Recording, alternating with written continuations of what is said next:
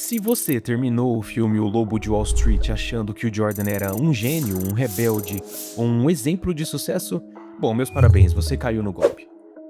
Carros, dinheiro, mulheres, festas, tudo aquilo que os gurus da internet tentam copiar hoje foi construído às custas de mais de 1.500 vítimas e 110 milhões de dólares roubados. No vídeo de hoje eu vou te mostrar o que você não entendeu sobre o lobo, os crimes, as vítimas e como o Jordan Belfort moldou, mesmo que sem querer, o que a gente hoje chama de marketing digital. Bom, como eu disse antes, esse vídeo não é para contar a história do Jordan Belfort, é para te mostrar que ele é um babaca e por que você não deveria admirá-lo. Filho de 2 contadores, Jordan cresceu no Queens, em Nova York.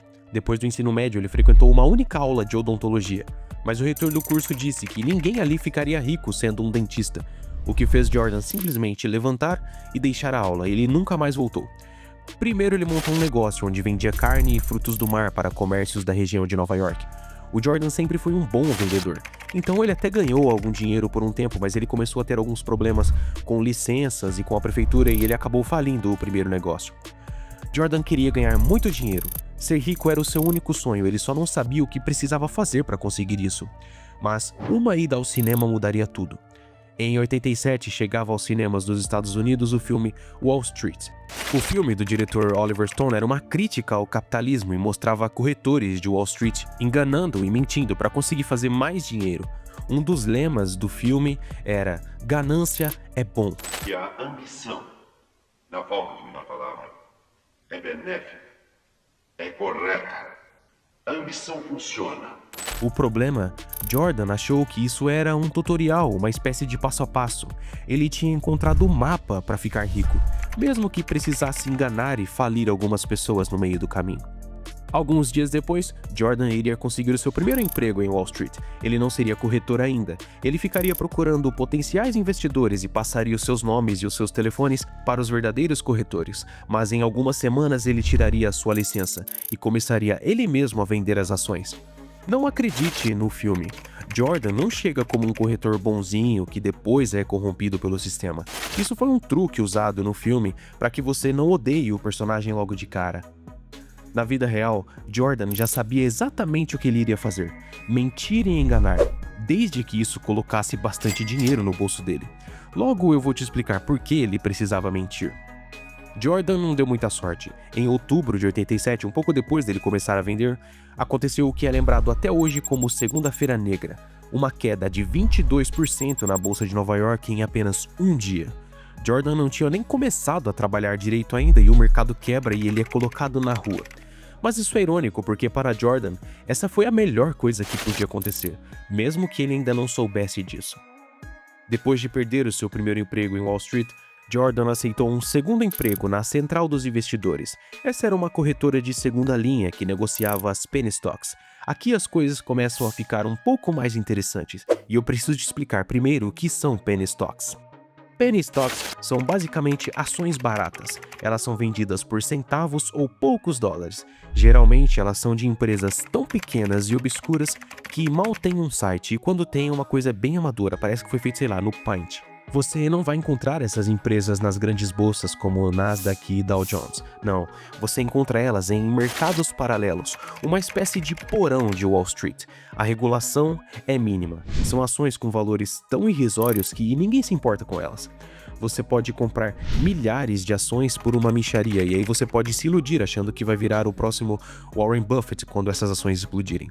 Mas a verdade, a maioria delas não vale nem o papel que você imprimiria o certificado.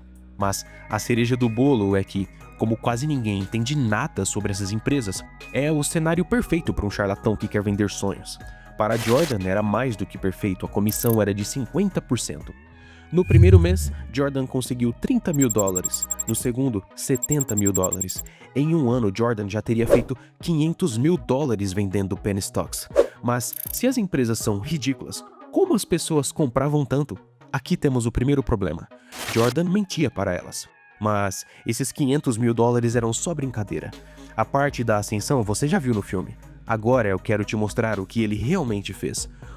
Os crimes, as pessoas que ele destruiu e como tem muito guru por aí repetindo as mesmas estratégias hoje. Você já ouviu falar de pump and dump? Essa era a principal estratégia suja do Jordan. Para te explicar isso, eu vou usar a história do Jeff. Jeff é um cara tranquilo, ele tem 50 anos, ele tem um emprego estável, uma esposa, 2 filhos terminando o ensino médio, ele está pensando em se aposentar, ele guardou algum dinheiro ao longo da vida para isso. Um dia Jeff recebe uma ligação. É um corretor da Stratton Oakmont. Essa é a empresa que o Jordan funda. Esse corretor começa a explicar para Jeff que tem uma empresa nova no mercado, uma tal de Zeta Tech. Ele explica que ela tem um grande potencial. Ela está só começando, mas já tem muita gente de olho nela. Vale a pena investir nela agora, porque logo as ações vão subir muito, elas vão ficar muito caras. Esse é o momento perfeito para entrar. Jeff fica receoso. Ele nunca foi de investir em ações, ele não entende desse mercado e ele nunca ouviu falar dessa tal Zeta Tech. Mas o corredor é muito carismático, ele é muito inteligente, ele foi treinado pelo próprio Jordan, que, lembre-se, era um ótimo vendedor. Ele explica que se Jeff investir $1.000, ele logo vai ter 5 ou 6 mil na conta. Agora, se ele investir 5 mil, ele faria uns 20, fácil. E se ele investir 10 mil? Nossa, se ele entrar com 10 mil, logo ele vai ter pelo menos 50 mil na conta, era uma certeza. Jeff então é convencido. Ele investe $5 mil para começar. Ele logo começa a se imaginar com uns 25 mil na conta. Ele poderia até fazer aquela viagem de família que ele planejou várias vezes, mas o orçamento nunca batia. Nos primeiros dias ele confere as ações e olha só, ele já está com $7.500 na conta. Nem fez nada e ganhou 2.500, mais do que o salário mensal dele. Então o corretor liga de novo e Jeff decide investir mais 2 mil. Ele não pode perder essa chance, as ações estão subindo, está tudo dando certo. Uma semana se passa. Os mais de 9 mil viram 7 de novo, que viram 5, 2 mil, $500. Um mês depois, as ações de Jeff valem apenas $100. Ele fica desesperado. Poxa, ele investiu uma parte da sua aposentadoria naquilo. Ele liga para Stratton, mas ninguém atende. Ou se atende, falam que o tal corretor não está lá, ele saiu para almoço, trocou de setor, se demitiu, qualquer coisa. Agora o Jeff está lá, quebrado, desiludido, e ainda vai ter que explicar para a esposa como os $7 mil viraram nada. Mas o que aconteceu? Como as ações do Jeff, que pareciam que estavam indo bem, viraram lixo? A resposta é simples: pump and dump. O que aconteceu foi, o Jordan comprou, por exemplo, $10 mil em ação da Zeta Tech, quando cada ação valia 20 centavos.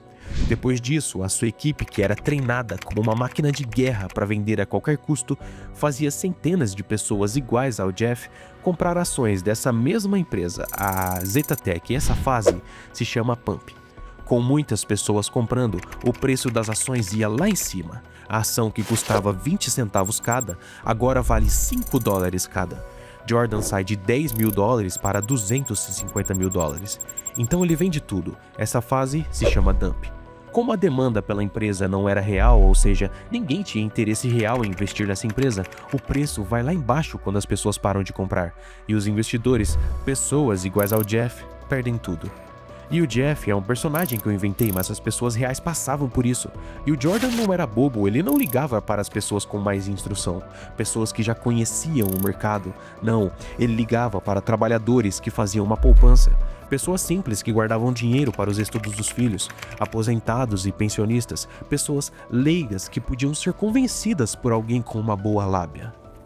E eu sei que quando nós estamos lá assistindo o filme, vemos os carros, as mansões, todo aquele dinheiro, nós podemos nos sentir tentados a achar tudo aquilo muito legal. Mas lembre-se que tudo aquilo, os carros, as drogas, as prostitutas, eram bancados com o dinheiro das pessoas que trabalharam a vida inteira.